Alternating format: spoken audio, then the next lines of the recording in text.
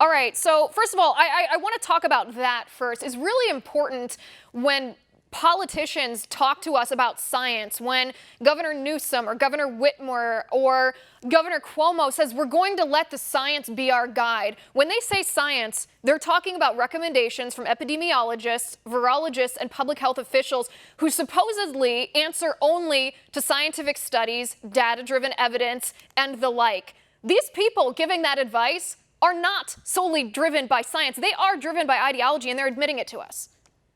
Yeah, that's exactly right. That's always been true, by the way, and I think you can see this in a whole variety of different issues. One of which being climate change. Is a whole bunch of problems related to that.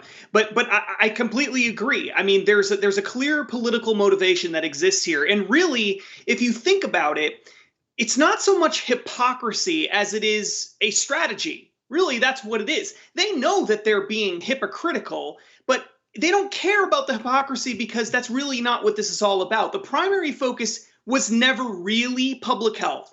The primary focus was always, to some degree, a political agenda. What really actually matters, or really not even a political agenda, an ideological agenda. And that ideological agenda is collectivism. They believe that the collective matters, that the rights of the collective matter more than the rights of the individual. So they have no problem with saying you can have these protests, but you can't go to church, because they don't believe you actually have a right to go to church. They think that all that matters is what's good for the collective. So if they think that what's good for the collective is people marching in the streets and having protests, then that's okay to do. If they think that going to church is not good for the collective, then they're okay with banning that while there's a public health crisis.